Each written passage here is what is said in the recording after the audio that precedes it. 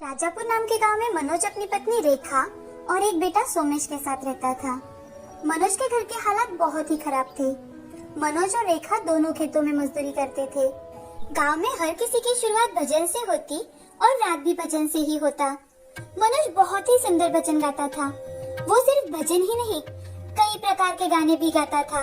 वो अलग अलग प्रकार के गाने भी बनाता था और दिन भर मजदूरी करते करते गाना गाता रहता था, जिससे उसका दिन बहुत अच्छा गुजरता। वो गरीब थे लेकिन मन से बहुत ही प्रसन्न थे। एक दिन रामू, जो मनोज के साथ खेतों में काम कर रहा था, वो मनोज से, अरे मनोज भाई, आज आप कोई अच्छा सा भजन या कोई गीत सुना दो। आज बड़ा उदास लग रहा है। अरे रामू भाई, सब कुछ ठीक तो है ना? कोई बात है क्या? अरे नहीं नहीं, ऐसी कोई बात नहीं, लेकिन न जाने आज क्यों थोड़ा सा उदास लग रहा है। एक बार तुम्हारा गाना सुन लूं तो मेरी सेहत अच्छी हो जाएगी। गांव में जब भी कोई उदास हो तो मनोज उन्हें गाना सुनाकर प्रसन्न कर देता, जिससे उनका दिल खुश हो जाता था। ऐसे ही दिन बीत रहे थे। एक दिन रामू का भतीजा सुभाष गांव में आता है और वो मनोज को गाना गाते सुन लेता है। सुभाष ने अभी अभी अपनी इंजीनियरिंग कंप्लीट की थी। सुभाष बहुत ही ज्यादा होशियार लड़का था। टेक्नोलॉजी का इस्तेमाल करना उसे अच्छे से आता था। एक दिन वो मनोज को गाना गाते सुन लेता है कि तभी वो मन ही मन, अरे ये मामा जी तो बहुत ही अच्छा गाना गाते हैं। मैं तो खुद हैरान हूँ इस बात से कि कोई इतना सुंदर गाना भला कैसे गा सकता है, वो भी बिना किसी से सीखे। अगर मैं ये इनका बनाया गाना YouTube पर अपलोड कर दूं और इसमें कुछ इनोवेटिव ऐड कर दूं, तो अगर ये गाना चल पड़ा तो मुझे बहुत पैसा मिलेगा। अब शाम के समय सुभाष मनोज के पास आकर, अरे मामा जी, मैं चाहता था कि अगर मैं आपका गाना रिकॉर्ड करके YouTube पर अपलोड कर दूं तो? हाँ, अगर आपको कोई एतराज नहीं होगा तो। मामा जी, अगर आपका गाना YouTube पर डाला और वो पूरी दुनिया में अगर फेमस हो गया तो आपको बहुत सारे पैसे मिलेंगे। क्या पैसे मिलेंगे मुझे? और किस बात से बेटा? बेटा, हम तो रहे अनपढ़ लोग, हमें कुछ समझ में नहीं आता। अब तुम ही कुछ बता दो। हाँ हाँ चाचा जी, सब कुछ बताता हूँ। देखिए, अगर मैं आपका वीडियो रिकॉर्ड करूँ और उसे इंटरनेट के जरिए फेसबुक या यूट्यूब पर डाल दूँ, तो उसे बहुत सारे लोग देखेंगे। अगर वो गाना फेमस हो गया तो आपको ढेर सारे पैसे मिल सकते हैं। अच्छा, तो ये बात है। इतना ही नहीं मामा जी, अगर वो फेमस हो गया तो आपको खेतों में मजदूरी करने की भी जरूरत नहीं। आप बेटों को अच्छे से पढ़ा पाओगे। सुभाष की बातें सुनकर मनोज ने हाँ कर दिया और उस दिन से जब भी मनोज गाना गाता तो सुभाष उसकी अलग अलग वीडियो ऑडियो रिकॉर्डिंग करता और फिर उसे एडिट कर YouTube, फेसबुक पर अपलोड करने लगा। सुभाष ने बहुत ही कम समय में मनोज के कई सारे वीडियोस बना लिए और शहर चला गया। मनोज का गाना इतना ज्यादा अट्रैक्ट करने वाला था कि हर कोई उसे पसंद करने लगा। उसकी शब्द रचनाएं इतनी अच्छी थी कि गांव के लोगों की तरह पूरे शहर में वो फेमस हो चुका है। बहुत ही कम समय में सुभाष ने कई सारा पैसा कमाया, लेकिन पैसे ने उसे अंधा कर दिया। अब वो शहर जाकर मनोज से जो कहा वो सब भूल चुका था। सुभाष मन ही मन, अरे वाह, क्या दिमाग लगाया है मैंने। आज मेरे पास इतने सारे पैसे हैं कि मैं जो चाहूँ वो खरीद सकता हूँ। अब मुझे ऐसे ही गांव गांव जाकर मनोज जैसे लोग ढूंढने होंगे, ताकि आवाज उनकी, तस्वीर उनकी, बैकग्राउंड सब कुछ उनका। मेरा सिर्फ दिमाग इस्तेमाल कर मैं इतना पैसा कमा सकता हूँ। सुभाष का मन पूरी तरह से लालच से भर चुका था, लेकिन उसे क्या पता था कि किसी की बद्दुआ क्या होती है, लालच का फल क्या होता है। वो अपनी मस्ती में धुत था। यहाँ मनोज सुभाष की राह देख देख कर थक चुका था। मनोज की पत्नी रेखा कुछ दिनों से बीमार थी, तो एक दिन मनोज रामू से, अरे रामू, तेरा भतीजा मुझसे कहकर गया था कि जब वो वापस आएगा तो मुझे कुछ पैसे देगा, लेकिन वो अभी तक वापस ही नहीं आया। अरे मनोज, पता नहीं, जब से वो शहर वापस गया है उसने किसी से बात भी नहीं की। मुझे तो जैसे वो भूल ही चुका है। भाई, तुम तो जानते हो रेखा की आजकल तबीयत कितनी खराब है। उसके इलाज के लिए मुझे कुछ पैसों की जरूरत है। अगर तुम सुभाष से बात करके देखो तो? हाँ जरूर, मैं आज शाम को ही सुभाष को फोन करके देखता हूँ। अब रामू शाम के समय सुभाष को कॉल करता है और उसे मनोज के बारे में बताता है। तो सुभाष मन ही मन, अरे ये मामा जी भी ना, अरे बेटे, मैं तुमसे कुछ पूछ रहा था। क्या? कौन मामा जी? आप किसके बारे में बात कर रहे हो? अरे बेटा, वही मनोज जो हमारे गांव में रहता है और उसके गाने तुमने रिकॉर्ड किए थे। अच्छा, वो। अरे क्या बताओ मामा जी, मनोज मामा जी का एक भी वीडियो नहीं चल पाया, तो उनको पैसे कहाँ से दूं मैं? मनोज की पत्नी की तबीयत कुछ ठीक नहीं है, इसलिए उसे पैसों की बहुत जरूरत है। अरे मामा जी, मैंने किसी का ठेका थोड़ी लेकर रखा है। आप उन्हें बता दीजिए कि मैं उन्हें कुछ पैसे नहीं दे सकता। रामू बड़े ही दुख के साथ मनोज को ये बात बताता है, लेकिन उसी दौरान गांव का एक लड़का जो शहर में पढ़ने गया था, वो भागते हुए मनोज से मिलने आता है और मनोज से, चाचा जी, क्या कमाल का गाना गाया है आपने। मैं तो बता ही नहीं सकता, कितने फेमस हो चुके हैं आप। लड़के की बात सुनकर रामू और मनोज दोनों एक दूसरे की ओर देखने लगते हैं। उन्हें समझ में आ चुका था कि सुभाष उन सबसे झूठ बोल रहा है। अब गांव के सभी बड़े बुजुर्ग लोग बैठकर टीवी न्यूज वालों को अपने गांव में बुलाने का सोचते हैं। अब टीवी न्यूज वाले लोग बड़े ही खूबी के साथ सुभाष का असली चेहरा सबके सामने लाते हैं। न्यूज पर अपने आप को देखकर सुभाष भागते हुए मनोज के पास जाता है और उससे माफी मांगता है और अपने कमाए पैसों में से कुछ पैसे मनोज को दे देता है। और इतना ही नहीं, हर महीने 50,000 रुपए देने का वादा करता है। एक गांव में नरेश नाम का एक आदमी अपनी पत्नी रीमा और उसके 3 बच्चे रिंकी, रोहन और रिद्धिमा के साथ रहता था।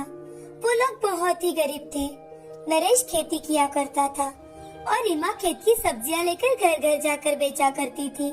उनके घर के पड़ोस में मालिनी नाम की औरत रहा करती थी, जो अमीर तो थी लेकिन बड़ी ही लालची थी। नरेश मालिनी के खेत में ही काम किया करता था और उसके जानवरों का ध्यान भी रखा करता था, पर मालिनी नरेश को पर्याप्त पैसे नहीं दिया करती थी और नरेश भी ठहरा एक सीधा साधा आदमी। वो कभी भी मालिनी से ज्यादा पैसे की मांग नहीं किया करता था। मालिनी के पास बहुत सारी खेती थी और उनके पास कई तरह तरह के जानवर थे, जैसे मुर्गियाँ, बैल, गाय और बकरी। काफी सालों से ऐसा ही चल रहा था। नरेश हमेशा से उनका वफादार आदमी था। उसने कभी भी मालिनी को धोखा देने का नहीं सोचा, ना ही कहीं और काम करने का सोचा। रिक्की, रोहन और रिद्धिमा भी कभी कभी अपने मम्मी पापा का काम में हाथ बटा दिया करते थे। एक दिन जब सारे जानवरों को नरेश सैर के लिए लेकर जाने वाला था, तो नरेश ने देखा कि मालिनी की एक बकरी दर्द से कांप रही है। उससे उठा भी नहीं जा रहा था। वो तुरंत ही अपनी मालिनी मैडम के पास पहुंच जाता है और मालिनी से, मेम साहब, आपकी वो जो बकरी है ना लाडो, उसकी 2 दिन से तबीयत कुछ ठीक नहीं है। आप कहे तो मैं उसे डॉक्टर को दिखा कर लाऊं? अरे नहीं, इसकी कोई जरूरत नहीं है। लाडो अब बूढ़ी हो चुकी है। वैसे भी अब वो ज्यादा दिन नहीं जी पाएगी। उस पर फालतू में पैसा खर्च करने की कोई जरूरत नहीं है। ठीक है मेम साहब, जैसा आप कहे। घर आकर नरेश अपने घर वालों को जो कुछ भी आज मासूम लाडो के साथ हुआ, वो सारी बात बताता है। उस पर रिद्धिमा कहती है, पिताजी, आप उसे मरने नहीं दोगे ना? बेटा, अब वो सब तो मेरे हाथ में तो नहीं है ना। मेम साहब जैसे कहेगी हमें वैसा ही करना होगा। रिद्धिमा अपने पिताजी की बात सुनकर बहुत ज्यादा उदास हो जाती है। अब सारे खाना खाकर सो जाते हैं। अगले दिन रिद्धिमा भी अपने पापा के साथ काम के लिए जाती है, पर वो जाकर देखती है कि लाडो वहाँ है ही नहीं। पिताजी मेम साहब को पूछिए ना, लाडो कहाँ है? जाने दो रिद्धिमा, वो वैसे भी अब कुछ काम की नहीं थी। रिद्धिमा के जोर देने पर नरेश जाकर मालिनी से पूछता है, मेम साहब, मेरे बेटे रिद्धिमा को लाडो से मिलना था, पर हमने उसे हर जगह पे ढूंढा, हमें वो कहीं पे दिखाई नहीं दे रही। हाँ नरेश, क्योंकि मैंने तो उसे कसाई के पास भेज दिया है। वैसे भी अब वो ना दूध दे पा रही थी, ना ही बच्चे पैदा कर सकती थी। उसे रखने का कोई लाभ ही नहीं था। कम से कम उसे बेचकर मुझे थोड़ी रकम तो मिल गई। ओह, अच्छा ठीक है मेम साहब। नरेश मालिनी की बात सुनकर रिद्धिमा के पास जाकर उसे सारी बात बता देता है। फिर दोनों खेत का काम पूरा करते हैं, जानवरों को खाना खिलाते हैं और अपने घर वापस आ जाते हैं। घर आकर रिद्धिमा रोहन से, भैया तुमने सुना ना, लाडो को वो बुढ़िया ने बाजार में बेच दिया। भैया कोई इतना पत्थर दिल कैसे हो सकता है? पता नहीं लाडो को आज किसी ने खाना दिया भी होगा या नहीं। वृद्धि माँ, तुम बिल्कुल चिंता मत करो, हम कल बाजार जाकर लाड़ो को ढूंढ कर घर ले आएंगे।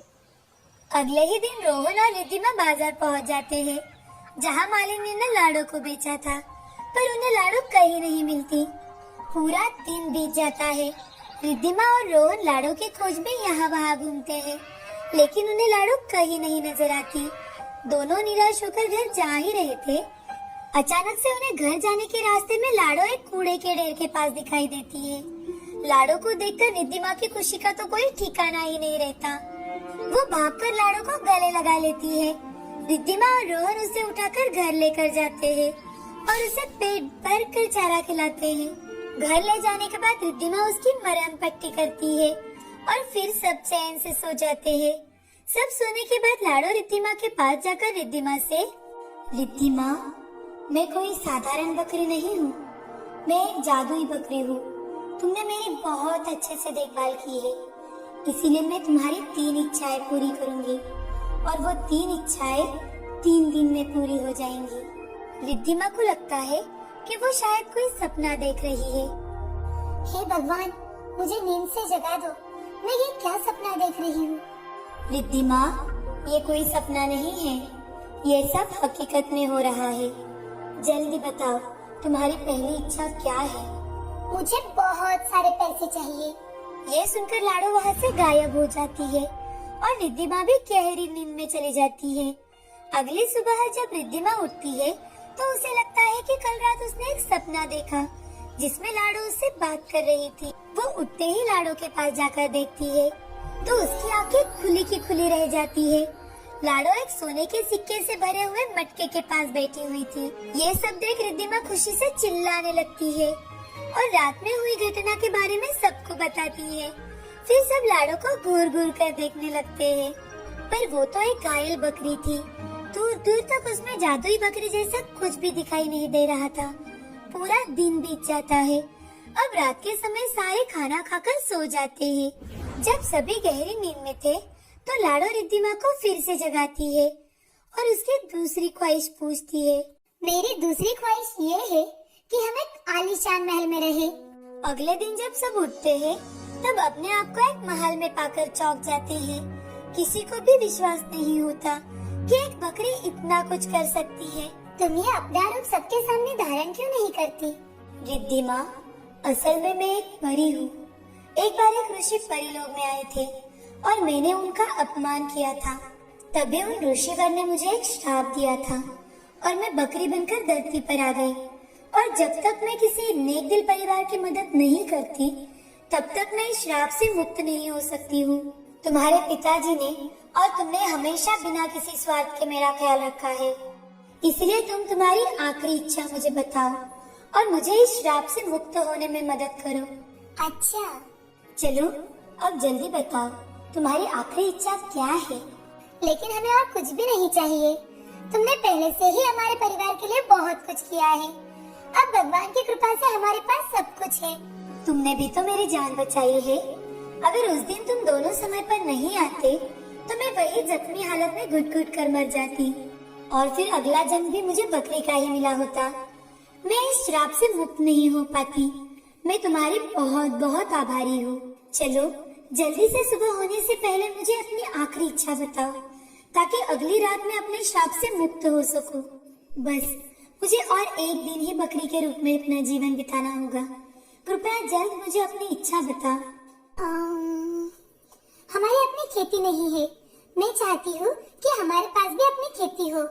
अगली सुबह जब वो उठते हैं तो उन्हें खेतों के साथ साथ गाय, भैंस और बकरियां भी मिल जाती है। नरेश और रीमा के जीवन में ये जादुई बकरी ने खुशियाँ ही खुशियाँ भर दी थी। अब ये खबर भी हर जगह फैल गई थी कि अचानक से ये परिवार एक जादुई बकरी के आने से अमीर हो गया है। जैसे ही मालिनी को यह खबर मिलती है वो आश्चर्यचकित हो जाती है और नरेश से जबरदस्ती लाड़ो को छीनकर अपने घर लेकर जाती है।